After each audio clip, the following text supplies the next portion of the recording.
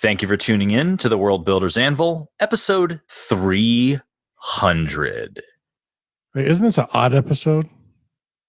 I mean, if you want to go by the three, but if you want to go by odds and evens, it is an even episode. It's your turn. Well, you can say something if you want. Go ahead, say something. Oh, I don't want to interrupt. Today we're talking about Reign of Fire. Don't know where to start building your fantasy world? Do you need more? Does it make sense? Forget any worries and become a crafter of imagination. This is the place where we will prime your mind. Now, it's time to heat up the forge. Break out the mithril ingots and hammer. Welcome to the World Builders Anvil. I'm Jeffrey W. Ingram. And I'm Michael Miller. Let's sup from the muck of Java and build. Welcome back. Understanding odds and evens. My name is Jeffrey W. Ingram. And preparing for the dragon apocalypse that is upon us, I am Michael Miller. Everybody, you guys should be battening down the hatches and digging your shelters because we are less than a year away from 2020. And 2020, as we all know, is when the dragon apocalypse is in full swing. We are almost there. They are about to waken up. Well, actually, if you want to get Reign of Fire, if you want to get nitpicky, it actually starts in 2008. Oh, is that when that's when they wake up? Yeah, I just remembered that detail. The majority of the movie takes place in 2020. Okay. So today we're talking about, as Jeff just said, the movie Reign of Fire. This is a 2002 classic with all the hotties in it. It has Matthew McConaughey. Yeah. It has Christian Bale. It has Gerard Butler. All the dudes. And I will say I will, one of the things I will not fault in this not perfect movie is the casting. The casting's excellent.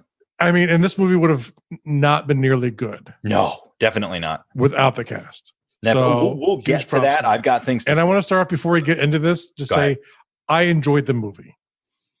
Here's the funny thing. So this is episode 300, or what I would like to call it, episode 279, part 2, because we were supposed to do some sort of media or Michael decided topic on 279, because that was my 200th episode, and we got talking about Game of Thrones. So Jeff and I spent like the whole episode yammering about Game of Thrones, which is fantastic. We love Game of Thrones. However, we didn't get to do what I wanted to do. And since it was like my special episode, Jeff's like, we'll do something special for 300. So here we are. And my choice was to do yet another near future apocalypse movie akin to Waterworld, Reign of Fire. And I remembered this movie being not as good as it was. I haven't probably seen it in a good 10 years. And I really enjoyed it. And it's better than I remembered. Yeah. It's one of those movies where I think if you... It's easy if you're very critical on story and world building, or movie making. Maybe I mean, like the special effects were great. Like the dragons. I would say the movie making was really good. Was really good, but like there was very little you could shake a stick at. Definitely world building and storytelling wise, huge issues with this movie. But you have issues with the world building? Yes. Let's start there then. Okay, since this is a world building show. Yeah. Okay. My major issue with the world building for the World Builders, for the World Builders Anvil, that show's perfect for Reign of Fire, are the dragons themselves. Okay. The rate at which they explode, and the fact that they end up just kind of working the world until no life is left, and then they cannibalize themselves and die off. It's a dumb creature. The way they build it. That is one of the holes that I punched in it, because if you listen closely, as I did and took notes, to the voiceover in the very beginning of the movie, he talks about what's that? Well, they only vaguely touch on that 2 times in the movie. I think that's something that they probably shaved back. But there is let me look at my notes here. So it says that they burned the dinosaurs, and ash from them burning the dinosaurs is what brought the Ice Age. So, okay, that's fine. And it also says that they have put themselves to sleep to then return to conquer the world again. And it's a cycle that they repeat. Well, if that's the case, then how come that's not going to happen again? Why didn't that already happen? Why didn't it already happen? Because the movie starts off in 2008 when we, as humans, drill too deep into an area where we wake up the dragons. Yeah. And they come back with a vengeance and trash the world over. And now we cut to 12 years later, it's 2020, and mankind is virtually extinct. Yeah. Dragons are they've just destroyed so much of the world that only one of the species is going to live, either man or the dragons. And now I forget how many near extinction events Earth has had. I want to say like 5. Sounds good. Let's round it up. And one of which was where the dragons, where the dinosaurs died off. Mm-hmm. And I think the approach from what they said in the beginning, I would have been fine with. Mm-hmm. And I would have been fine with that. But the way they used them in the movie didn't line up with what they built. It did not line up with that because, like I said, they should either have gone back to sleep at this point, or you just wait them out. There's no need to go after them. But the idea of, it's man versus nature, which is a very common, great theme, I think, for stories. It is my major issue with it was that is essentially the whole ending part of the movie didn't need to happen, or it felt forced because they wanted to have the dragon battle. Are you seriously jumping right to the end of the movie? I've got so many things. Well, I'm just saying, because of the world building, the whole story of the movie didn't need to happen. And so I just didn't like it. The world, and then like dragons, there are 2 typical themes of which you do dragons. You do either very powerful monsters, aka Game of Thrones, aka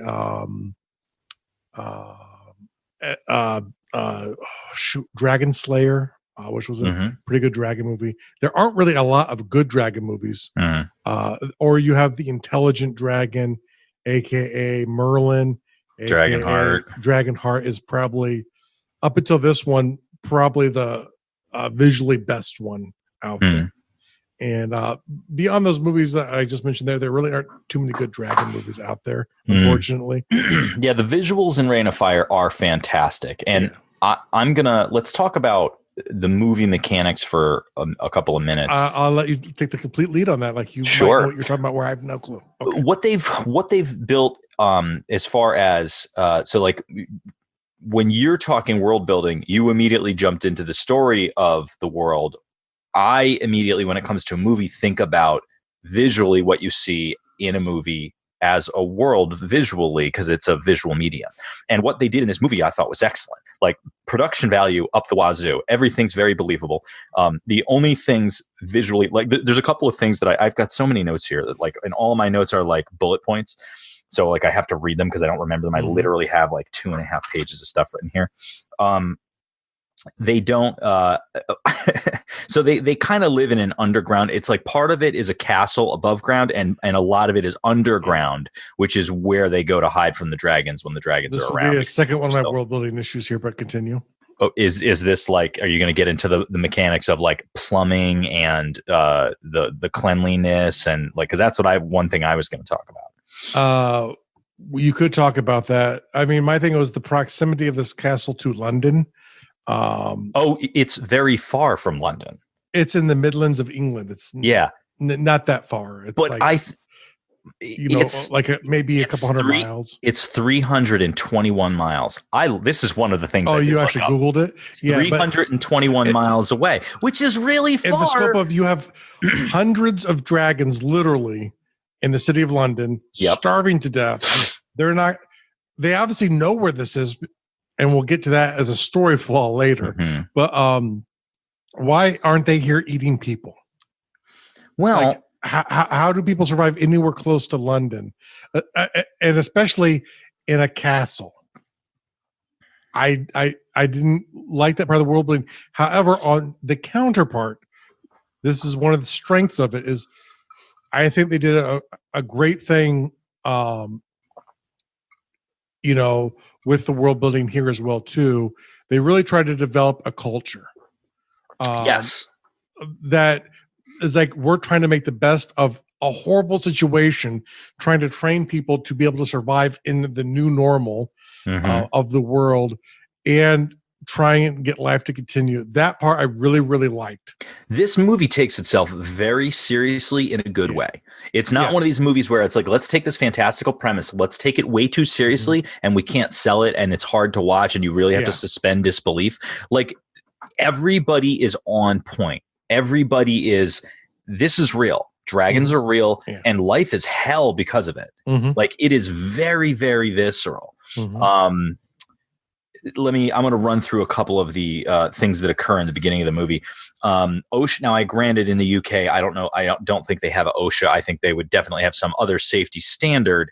But in the United States, you have OSHA, and OSHA would never let that kid go down into the mine. I don't care if his mother is the project engineer or not. I'm pretty sure everywhere in Europe at this point, they probably have more stringent rules than the US has on worker safety.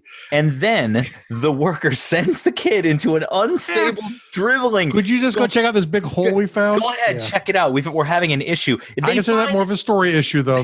I haven't got there yet. They find a pocket in a drilling area, which is one of the most dangerous scenarios that exist. And he sends a child in with a mag light. Go check it out. It could be a gas pocket. There could be all kinds of dangers in there, and the kid just wanders in. So I thought that was hilarious. Great, really early line in the movie. Knowledge is the only weapon we've got left. In the beginning, it was ignorance that destroyed us. That's part of his opening monologue, which I thought was a great line, but also the rest of the movie kind of betrays that because it's like, knowledge is the only weapon we have left. No, clearly not. You're not very good with knowledge is what concludes the story, because if they didn't know about the male, then they wouldn't have been able to get themselves to a conclusion. So yes, knowledge plays a very big part. But so do other elements that are kind of needed along with knowledge to finish it off, though. There's also, like, as they're running out of the base, and there's fire extinguishers hanging on the wall, and I'm like, how long do fire extinguishers last? I didn't get to look this one up, but this is 12 years later. Even if they were manufactured 12 years ago on that day, that's still, they've been sitting for 12 years. Odds are it would depend on the type. If they're water pressured ones, true, but that's basically just a cylinder with water in it. Whereas my flaw being, looking at the construction, they have the two chemicals combining to create fire. To me, it's creating napalm, and I think they even vaguely mentioned that in the movie. They absolutely say that it is a natural napalm. No fire extinguisher is going to work on massive amounts of napalm, but it will work if you have a fire that you have to put out. If you have a normal fire, yes. So, but I did think that was really good set dressing. Like, there's a lot of great set dressing in this movie. Like, everything, it's a believable place to be. Everything looks very real. It doesn't look like thrown together or happenstance. The fire extinguisher stuck out to me just because of the name of the movie and what it's all about. And I was like, knowing a thing or two about fire extinguishers, I was like, dude, there's no way those things would still be in. Especially like the foam ones. The foam would be gone. Absolutely. So there's a Star Wars reenactment scene in the movie, and in my opinion, it's the best scene in the whole film. Love that part. That is very close. There are a couple scenes, and they all involve the people culturally underground. And that is definitely that is a great scene. What bothers me the most is they say, okay, it's bedtime, and all the kids are like, no, and they are requesting another thing. And there's so much talking over. I rewound it like 3 times. I cannot tell. One child in particular, one of the older boys, says something, and you can't quite make It out gets what lost. he is Yeah. requesting. And I would love to know, like, because that alludes to that they have done a bunch of other retellings Of of course. pop culture things that they grew Yeah. up with that these children will never know. And Because it made it a throwaway line because it Yeah. got buried. Yep. yeah, Yeah, but What- no, I what agree. other- That was you said there was about 3 scenes like this that you liked. What else can you think of? the near the beginning, and I don't think it was part of this scene. It was where he's educating the children, and then they do the little prayer, which is essentially it was really done.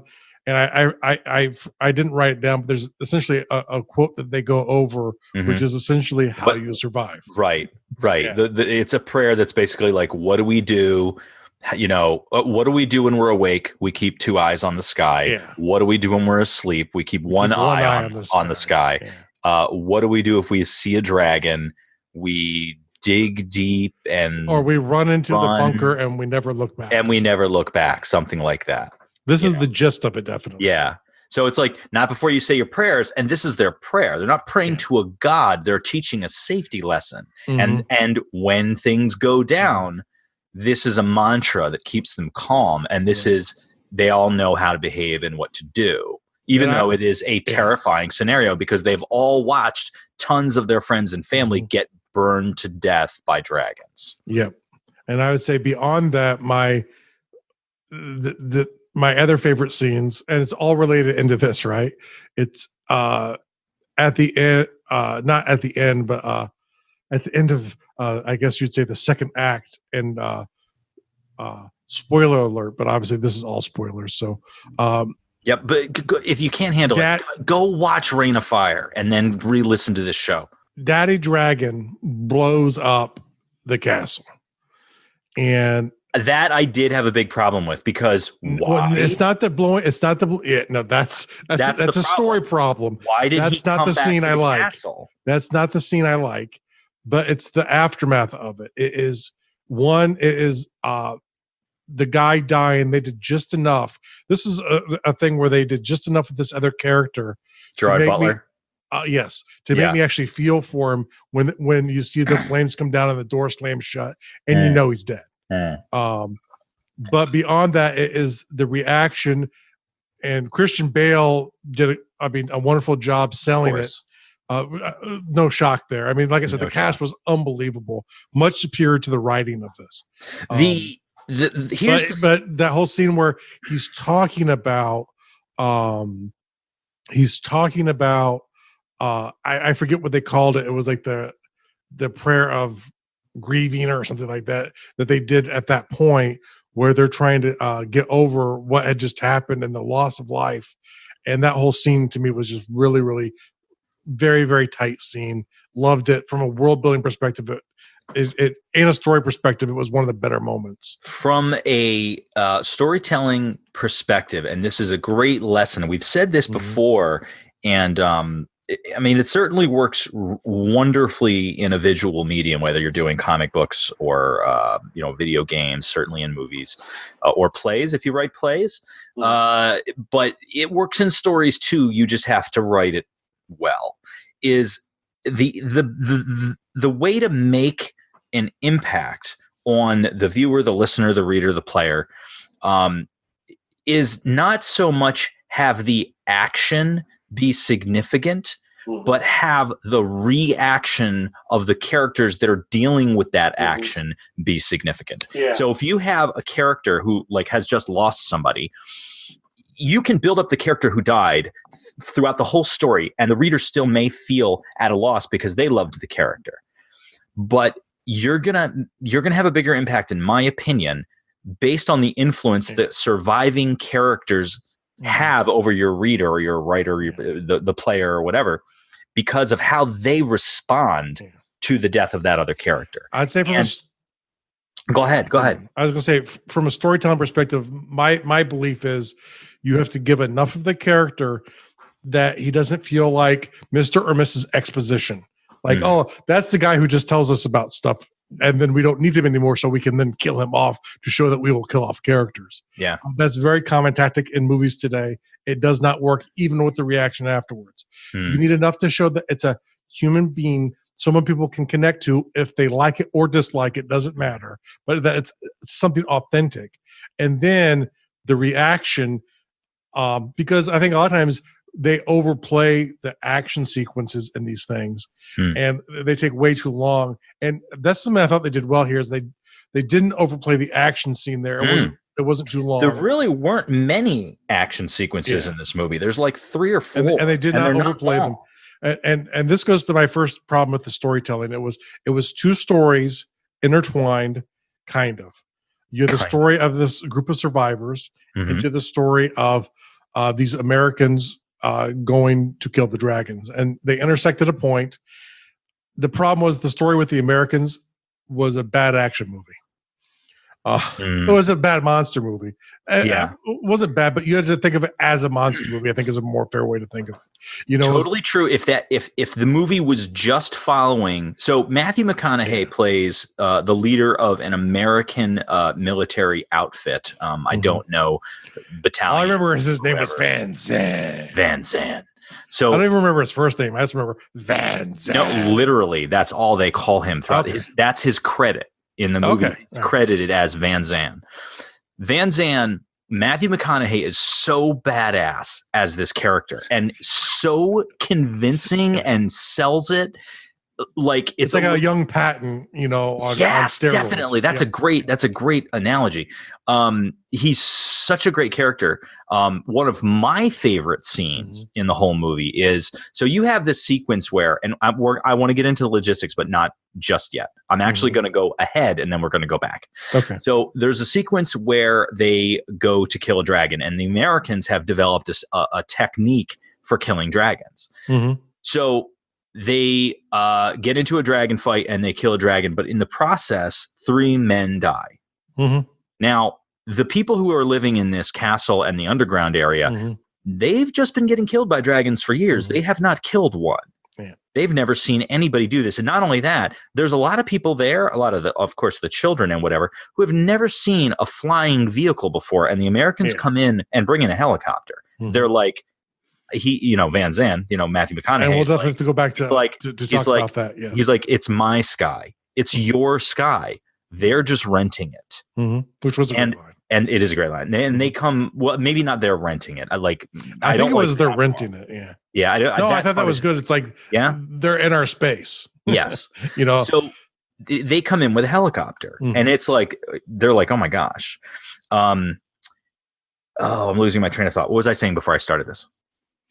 I know. So they get into a fight with the dragons. 3 men die, and the people that are from the underground, and even some of the soldiers that helped bring the dragon down, they're all celebrating. They're like, "This is amazing! Humans killed a dragon! Holy crap!" And Matthew McConaughey comes in, and he is all welled up. He is like not quite crying, but the tears are, his eyes are so filled with tears, both in despair and rage. And they don't loose down his cheeks, which really lends to the performance. And he's angry with everybody. He's like, you're happy about this? We killed 1 dragon and we lost 3 men. At that rate, it'll take us about 300 years to clear. He's like, and he's like, you sicken me. He's like, he's got such disdain for everybody based on the scenario. Matthew McConaughey delivered exactly what they wanted there. My argument is, I thought it was a stupid thing for a military guy to do. Why? What? You have a bunch of these civilians who you're there to recruit. Right. And yes, you lost 3 men, but you needed more of them anyway, because God knows how many you lost to get here. Right. And there was some talking about like maybe there's 200 or something when they started. But they lost a lot of people just getting to this point. They needed new people as much as anything else. That's another quick aside. Why did they know to come to the UK, let alone be wanting to go to London? Well, that's a different. Like I said, they could have gone anywhere on the planet. Why did they land in Manchester? They actually did. They did discuss that.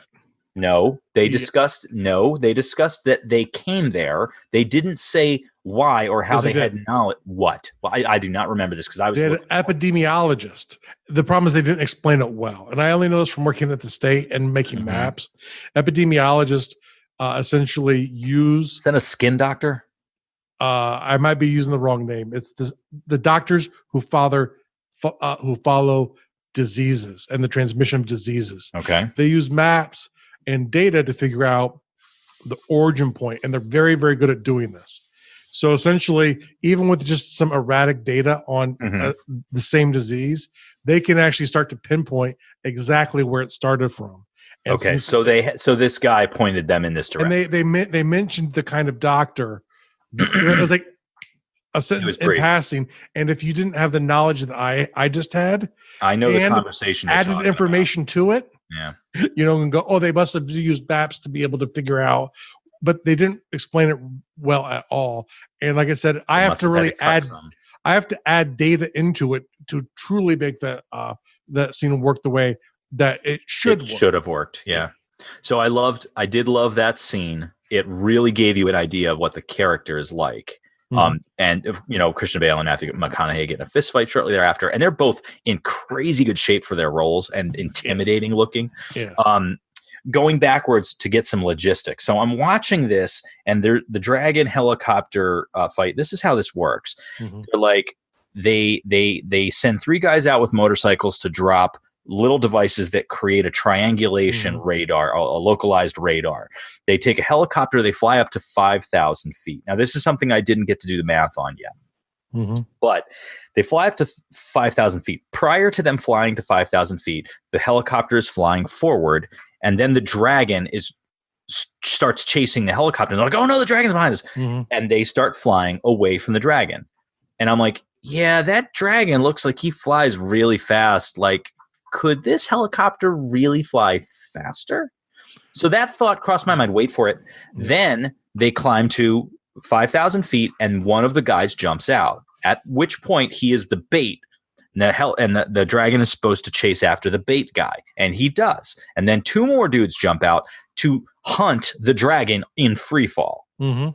Now, so I got multiple problems with this, but the first thing was speeds. I was like, okay, the man is falling in a hard dive. I forget the term for it. And he is, the best he can do is terminal velocity, which for a human body falling is 122 miles an hour.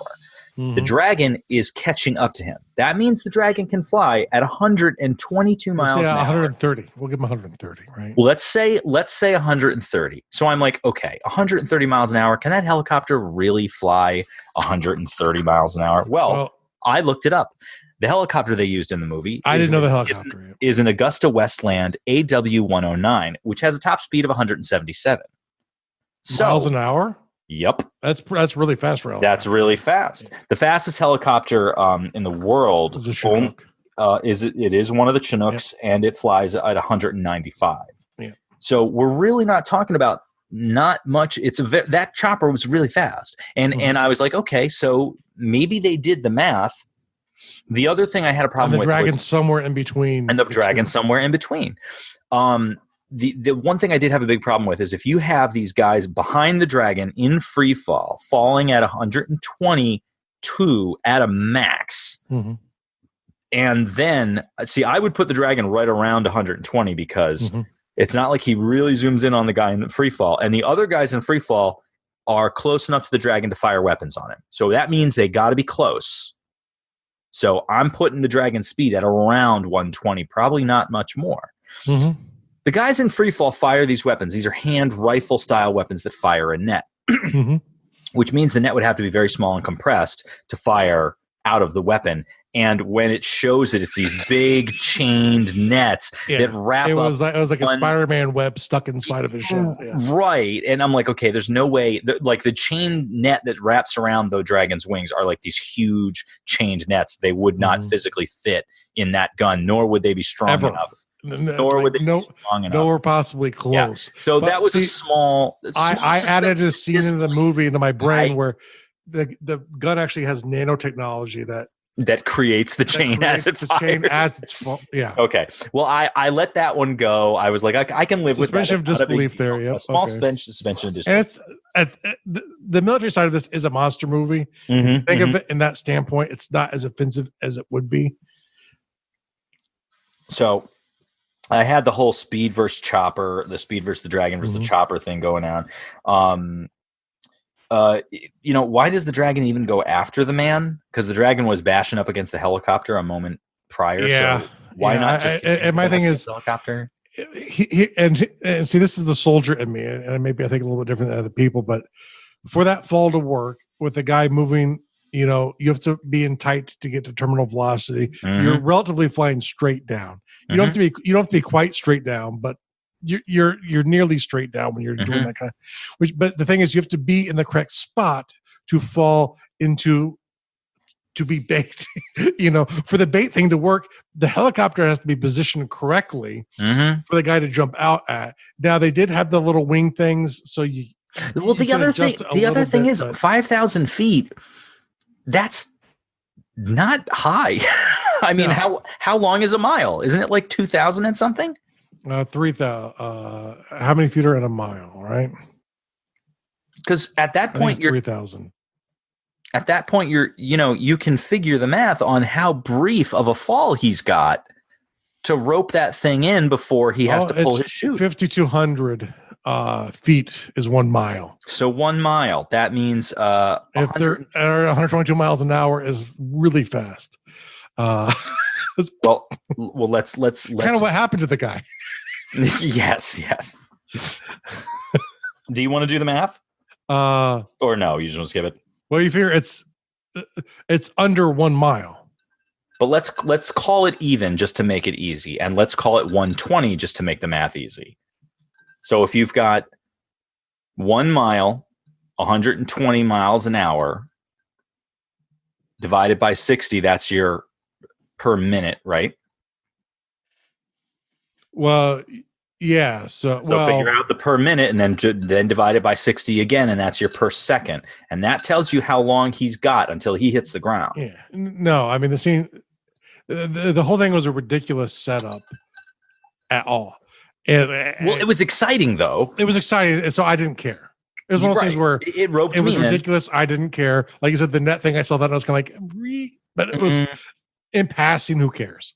And the thing is, the good thing of me being a soldier is I do look at these things a lot differently than people who aren't soldiers are. So I'm actually much more lenient towards movies because to me, it's all ridiculous. The sound of the gunfire is ridiculous. It's all ridiculous. So the other thing I wrote down here is like, do these skydivers have some sort of altitude device? Like, how does this guy plummet into the earth? Like, wouldn't he have something to be like, oh shit, I'm really close to the ground? Well, I know. It's like, I mean, it just, you would know from a time wise approximately how much time, if you're a veteran guy doing this, you wouldn't even, you would know instinctually based off of time. Right. And the thing is, they had shoots that they could manually pull, but the thing is, I'm not a parachutist. I'm gonna have to hit up my nephew's a parachute rigger. You have skydived though, didn't you have to do that? I've never skydived. You've never skydived? I thought you had to do that as part of your training. No, I was not. I have. It is. It's one of the. It was one of the greatest. It's much more terrifying. One of the greatest experiences of my life. 18-foot long, 12-foot tall vehicle that's about 8 foot wide, and use that to sneak behind the enemy. Oh, I agree. What you did do was terrifying. Yeah. Like, I'm not trying to make a comparison here. I'm just trying to say that skydiving was amazing. No, I was not airborne. I had no intention. Actually, my cousin busted my chops because he was special forces, and so he yelled at me for not contacting them to try and get selected. And then my nephew is actually a parachute rigger for special forces, or for the Army. I believe it's special forces, but I'm not positive. He could. I know he's with the 82nd for a while too, but actually, that was another thing that I thought of. How long do parachutes last? Yeah, you can repack parachutes. You can take care of parachutes. That's not an issue. They're nylon. No. Okay. Yeah. And the thing is, the guys in this film are probably packing their own chutes. But my thing is, it is probably a specific kind of chute you'd have to get to do that. because you're dropping really close to the planet. Yeah, it's a Halo jump. So, well, not really, because 5,000 isn't that high. Oh, actually, no, it's not a Halo because you're not actually Halo's high altitude. Halo's That's where you super need the high, masks. but Halo's super high, but you also canopy super low. And so I do know people who've haloed and who are Halo qualified, but there's a different one. It's a low altitude, and it's a very specialized thing, just like it too. You'd be more likely to. It just seems to me like a weird way to do it. A good way. Is there better? I mean, ultimately, the dragons are going to come to you if you just stay tight. They're going to come to you anyway. The whole bait thing to me seemed not needed. Well, you know what though? Well, let's think about that for a second. If you're all tight together, and then the dragon just goes crazy with fire, that benefits it benefits the dragon. Whereas if you do put one person in danger, it's strategically better for the human. Yeah, but they had like hundreds of guys down at the thing. It would have made more sense for the dragon to go after the meal on the ground. The dragon was smart enough, and the argument is that the dragon is. And typically, predators do try and peel off things to go after. In the very beginning, you have these people that want to break off, right? And they steal the truck and they go to the crops. And what happens? Dragon comes along, but what very specifically, this is what the dragon does. They're running towards the truck. The dragon burns the vehicle. They look to the other way. The dragon blows fire and cuts them off. So I'm like, okay, this dragon hit the vehicle before they were headed that way and shot fire that completely cut off their only other escape route. That speaks to high intelligence. But the question is it wolf-like intelligence where they're good at hunting, where they would go after the peeled off prey in the sky, and then try and cut off their avenues of exit? But the thing is, to me, why didn't he just roast a helicopter? He goes up and bangs it. He's close enough just to shoot out some flames. It'll hit the helicopter. Right. But once again, I kind of let that one go. I kind of same way at the beginning where the mom died. Christian Bale's mother died at the beginning. I was kind of like, how did she die? Now it looks like the thing is crushed, but she's uninjured. She's just laying on the crushed thing. Maybe they still want to be gory. I'm assuming that's what it was. But it was kind of like very little gore in this movie. It was kind of like, really? I mean, and how did and it could have been a freak where like his side, it wasn't enough to break off the elevator that they were in and make it fall down, but it was enough to crush and kill her. She was just faking. She didn't want to deal with him anymore because he woke up the dragon, so she faked her death. And it was she's in London. She's fine. He kept trying to get rid of the other kid later on, and he was like, "Oh, I thought I finally got rid of you." Maybe that his mom was like success, and she didn't let him know. Let's see a couple other things. What do I have here? My my biggest problem with this movie, and I think this is why the movie years ago left the ending? Very small bad taste in my mouth. What did you say? The ending? Not the ending. I didn't have a big the problem very with ending. My problem is with the end of Matthew McConaughey's character. Yeah. That's exactly what I was thinking. Yeah. Because that was by far the worst part of the movie. Yes. Because he was so,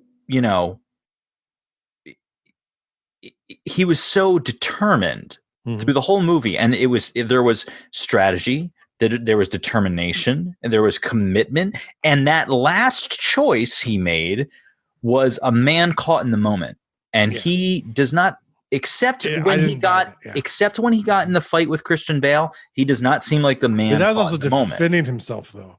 He was assaulted, and he was taking out a target. The thing is, he had a plan to go after the most dangerous creature on Earth, and he had a plan to do it. It failed utterly, and here was my problem too. Right? Why the tank? Now it looks really cool. To me, this is the same strategy that people used to use on backup tapes. You get these backup tapes of your computer systems, and then they put them in these metal boxes and leave them on premises. So if something was happening, they could go get the tapes and restore the computers. So they put plastic tapes inside of a big metal box, which was a perfectly good thing to do unless there was a fire. Because the problem is when you have a big metal box and you kick it with fire. Yeah, metal boxes conduct heat big time. Big time. And so if you have a metal tape with all of your computer data on it inside of a metal box, and there's a fire that burns down a house, it will melt the tape and it's unusable.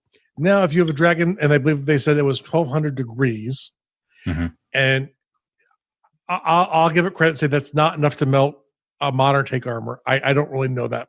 It's definitely not, and I'll tell you why. Because I heat treat knives at about 1,500 degrees. Okay, so you probably can't not, melt. yeah. You can't melt thin steel at 1,500. And this shit ain't degrees. steel. I mean, yeah. Yeah, we're talking stuff that's like much thicker. Yeah. Okay, so yeah, I have no clue, but I'm like, I either way, I could have let that one go. But I'm like, the people inside would still be dead. Well, maybe. I mean, I think that's something we'd have to look up, and that is another thing that I did want to look up that I didn't get to. Oh, is trust me, the heat resistance of a tank. Yeah, heat, whether it's cold or hot, will conduct straight through armored vehicles. So there's actually they don't have like an insulating layer. I would think that would be imperative, especially if flamethrowers, grenades, Willie Pete's. Really, a grenade is not going to do shit to a tank. A Willie Pete though. Oh, what's a Willie Pete? I'm not even sure what that is. White phosphorus grenade just generates white phosphorus load of heat. Probably would destroy a tank because it just sits and melts on shit.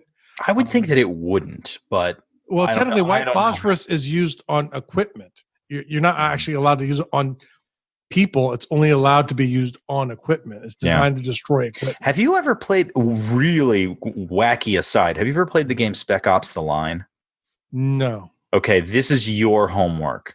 Go play. Don't read anything about it.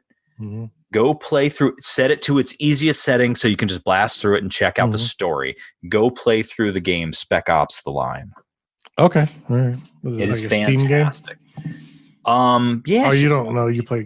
Well, I played it on the Xbox 360. Okay. All right. But I would bet that it's on Steam, and most games at this point I play on the easiest mode because I just don't have the time. Yeah, blast through it because it's really about the decision making and the storytelling. It is a great third person kind of a Gears of War interface style shooter. But where that game sings is the choices that you make, and there's a whole big thing about Willie Pete's in it, which is what made me think about it. Yeah. I'd never heard them called Willie Pete's before. White phosphorus is nasty stuff. But it's designed. I don't know. Tanks are special things. They're armor, so I don't know if it would work on a tank. But I do know the way an armor piercing missile like a TOW works. Is when they hit the tank. It doesn't explode. A rod bursts out and actually melts into the tank, and it injects explosives. I don't know if a TOW necessarily does that, but a lot of anti-tank missiles, that's the strategy, is a very hot rod, you literally melt through the tank, and then it just dumps out explosives inside of the tank. Have you ever seen anti-personnel Thor launchers? No. Oh my God. Go investigate and look up, like, it's called a Thor. I think it's called a Thor platform or Thor launcher. It is one of the scariest military devices I have ever seen. Yeah, no, they have lots of scary things, but maybe that's a different episode. But because there's lots of fun shit to talk about there. But, certainly is. See, I'm starting to cuss. You start talking about military stuff, I start to cuss. It's just I know it has that effect on you. So we were talking about Matthew McConaughey stupidly feeding himself to a dragon, basically. Yeah, and that part really bugged me too. Feeds himself. And the way the dragon was killed, I was fine with, actually. Even though you blew up a dragon by shooting something into its mouth, I could buy that. Even though this thing was the size of downtown London in one shot. Huge. In one shot, it was huge. At the end, it seemed to shrunk. So a little smaller, maybe. Yeah, it seemed more like the size of the females. Yeah, it did. It looked like it was like, what, 6 to 8 times bigger than the females? Yeah, but they showed it flying, and it showed it cannibalizing the female one. It was like what, 15 times the size. It was huge. And the bigger thing was when you saw it over top of the convoy and just tearing the convoy up, and you're like, oh, or the castle. It was the size of the castle. This thing is like 100 feet long. Yeah, this thing was the size of the castle when it was destroying it. You're just like, oh my, the thing was gigantic. And I was with you there. I'm like, why would the dragon go, I'm going to go back to that castle that I've never been to. I've never been to that castle in the entire. I'm going to sense that that's where they come from, and I'm going to blow up their radio tower because that's a thing. Yeah, because I don't want you in communication with other people. But see, that is where I fall back on movies. See, here's the thing. They write a script, they shoot a movie, and they generally shoot everything. But then when it comes time to cut the movie, edit the movie down, and pare it out, a lot of stuff gets pulled away. So there is a version of every single movie you have ever watched. There is a version of it that you haven't seen. Yeah. There's a version that includes a bunch of scenes, some that were edited to the cutting room floor for good reason, and the movie's better without them, and some that they just need some time. And now that we know that they make them now just to create different versions to sell. So it's sad because sometimes there are multiple movies out there. Leon, The Professional, is a perfect example. If you've ever seen The Professional, the American release of the Luc Besson classic with Natalie Portman that put her on the map, and Jean Reno, it's a great movie. But if you've ever seen the international release, which is called Leon, The Professional, it's got 20 more minutes. I think it's like 22 more minutes. And it is everything that The Professional is, plus a whole lot more. There are sequences in that movie that much more powerful. Oh my God. It's so good. So I was at a loss because I saw The Professional in the theaters and I loved that movie. Yeah, it was a great movie. Yep. I didn't see Leon until years later. And that's a classic example. There's tons of other movies out there where. Well, it's fun because for me it was the opposite. Is I never saw it in the theaters. I saw it first. I saw Leon the Professional. You saw that first? And then I saw there was a different version. I'm like, oh, and I watched that and I was like, oh, that's so good. But for me, I saw the other one first because me and my friends were going through International Film Days, and so, and it was like, oh, this must be good. And it was exceptionally good. I want to see some very creepy things in American society. I think that's exactly, they said, I seem to remember the only reason that they edited stuff down is because they were concerned about American audiences receiving some of it. Yeah. I mean, you're bordering on pedophilia in that movie. Yeah, where I don't know if he was there, but a lot of people who watched it were bordering on pedophilia. The way they filmed her was bordering on pedophilia. His character, I think, loved her like a father. Yes. Yeah. Well, no, I see his relationship with her both ways. One, there's definitely an aspect of him where he is a stifled man who has not grown from an adolescent. You see that throughout the movie. That is definitely a theme. So there's a part of him where he fell in love, and that went very poorly as a 19-year-old young man, and he has not progressed from that emotionally and romantically. So here's this young girl who's only a little bit younger than the 19-year-old part of him that understands, romance and, man and female interaction. Yeah. And he doesn't understand it well. And she's 15, 14, or she might even be 13 in it. I don't remember, but I think she's 13 in it because I think she was 15 in Beautiful Girls. And in that, she is way more emotionally and romantically mature than he is. Oh yeah. But him being at 19 puts her at like 2021. So she's still very young. Yeah. And the whole way they approach it, I don't think they could have done it better. I think Luc Besson approached it beautifully, and it makes it not creepy. But if you just do the numbers, it's creepy as hell. It's the creepier thing to me was like all of the countdowns to her turning 18 sites. But that's the world. That's not the movie. Luc Besson. No, I didn't blame the movie for that. Yes, but it was created because of the way they filmed her. True. And the way she very wonderfully played the part. Oh no, yeah. If she didn't nail that part, that would have never would have happened. Yeah. And if you ever watch the movie Beautiful Girls, which is also one of my favorite movies, we're talking about Mira Sorvino. Oh God, what is that other woman's name? Holly, Lauren Holly. Rosie O'Donnell, Timothy Hutton, Michael Rappaport. Like there's really Matt Dillon. There's an amazing cast in that movie. That movie is fantastic, and Natalie Portman steals the show. Yeah, like she against a great cast. Yeah, yeah. Despite not only it's well written, it's well delivered, and she still steals the show, especially out from under Timothy Hutton, who's amazing in it. Yeah. Yeah, I just noticed that. I do think he's overrated or underrated as an actor. I'm sorry. I think he's appropriately rated. No, I don't think people give him credit for being a good actor. Really? I don't think Did so. he win an Oscar for Ordinary People? That's not people. That's you know, I'm saying I think like he's not a person you hear talked about with good actors or great actors. Yeah. You know, I think he's amazing. I love Timothy Hutton. Yeah, everything he's been in, and it's like it's kind of like this movie here we're watching, right? Mm-hmm. It proves the quality of the actors in this movie because the writing was haphazard, and I don't know if I would go so far as to say haphazard. That makes it sound like it was accidental and sloppy. I would just say that it's not. I thought there were parts that were sloppy. What would you say was sloppy? sloppy? The merger of the American story into it's like every part of that just did not work for me. All right. I mean, it worked for me, but okay, go ahead. You know, first of all, the fact that they were Americans, how the hell did they even get over there? Yes.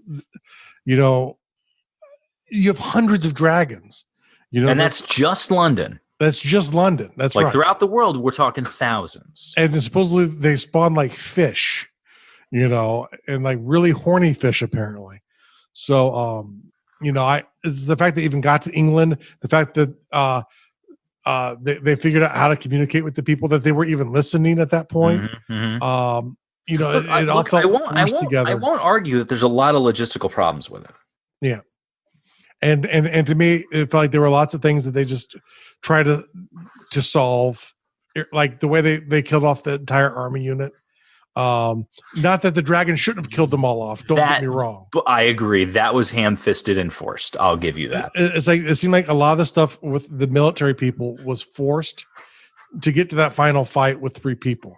And I don't think they needed to do that. They could have had a discussion. They could have their little fight, and they could have been like, you know what, we're losing 3 people, going after one little one. We're going to have to sneak in with a small group to get this thing. And that could have been the thing. And Matthew McConaughey would have never purposely would have done that. He never would have done that. Because the thing is, if the dragon didn't die, he would have needed to come up with a new plan.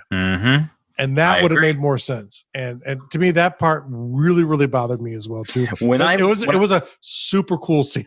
It was a cool scene. When I first saw the movie, I thought, did they just run out of money and have to close it down real fast? That's what it felt like to me, because it ends very abruptly. Yeah, or like you said, is like because they're trying to fit in so much with like background and story of not only the world but of dragons and all this, that maybe it's like the runtime just got way too long for them to be able to tell a cohesive story. All right. Do you have any other big things that you want to cover, or even little things? I think we've covered this episode just the way they closed down the movie. Just shut it down, and I think that's probably that's the way to do it. I would say go see it. These are your assignments. I spent $2.99 to watch it on YouTube. I think Jeff probably spent $2.99 to watch it on Amazon. $2.99 for standard, $3.99 if you want HD. Go, and I don't even know if it's in HD, so don't waste the money. Watch it for $2.99. Reign of Fire, Matthew McConaughey, Christian Bale, Gerard Butler, and a bevy of other people who do excellent jobs. All of them, yes. All of them do good jobs. You will enjoy this movie, even though we've spoiled it for you if you haven't seen it yet. The secondary assignment is to go play Spec Ops: The Line and think about Heart of Darkness and Apocalypse Now while you play it, as well as maybe do some research on helicopters and white phosphorus grenades. Yes. And next time I will tell you my plan to take out a tank with a grenade. And next time I'll bring a tank. Thanks for listening to 300 episodes, guys. Ooh. Yes. You're a brutal person, but we love you for it. Thank you so much. Thank you so much for listening to the World Builders Anvil. We would love it if you would share the World Builders Anvil with 2 of your friends. And so would they. If they are unfamiliar with podcasts, then you get to introduce them to the wonderful world of podcasting. Take them to Stitcher or iTunes, or best of all, just send them to our website, www.garduel.com. That's DUL.com. Now strike while the mithril's hot.